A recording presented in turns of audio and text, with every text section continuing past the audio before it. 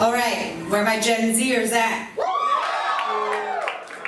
Unwrap that. Well, thank you for looking up from TikTok long enough to respond to that. I just had a word of warning for y'all because no one told me that as I got older, the unsolicited dick pics I was getting from men would be replaced, don't worry, they're getting replaced, by unsolicited baby pics from my friends. Yeah, like I will be minding my own business, scrolling on Instagram, stalking the profiles of the women my boyfriend follows. Yeah, we all do it, right?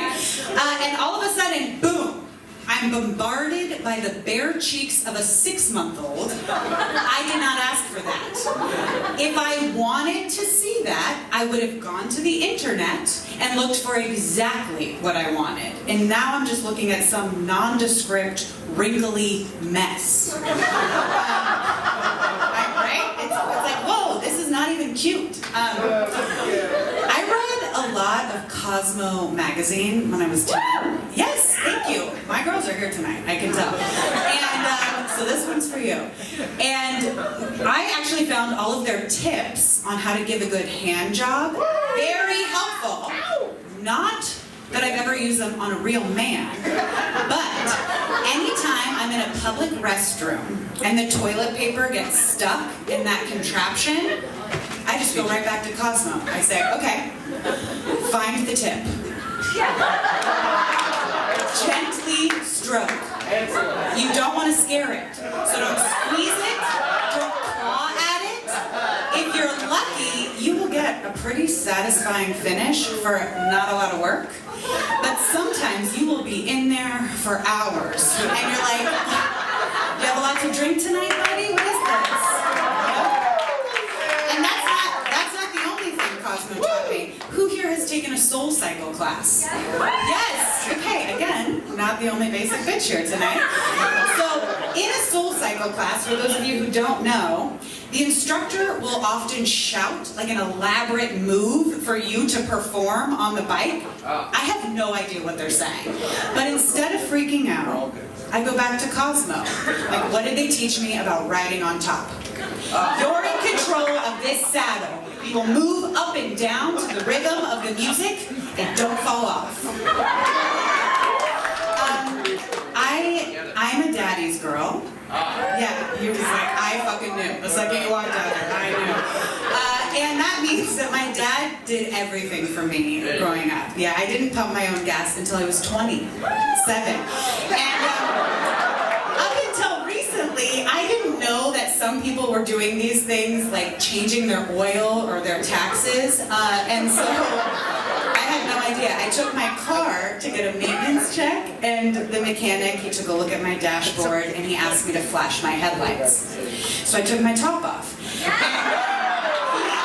He gave me a discount on the service, which my dad also loves. So that was good.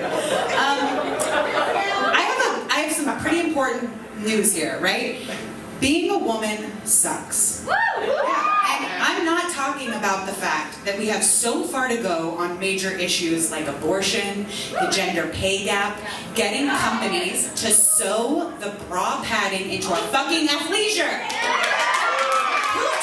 Who told them we wanted the option to take it out? We don't. We don't. No, I'm talking about the fact that women are complicated and men aren't. Like with men, you're one of two types. You're a nice guy or you're a fuckboy. That's it. You are one of the two. And if you're sitting there wondering, let me tell you, you're a fuckboy.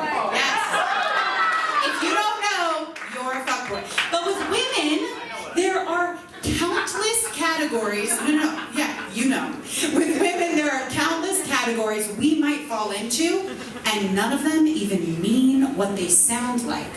Yeah, so you could be nice, but that's bad. And if you're bad, that's good. And if you're good, that's really sweet.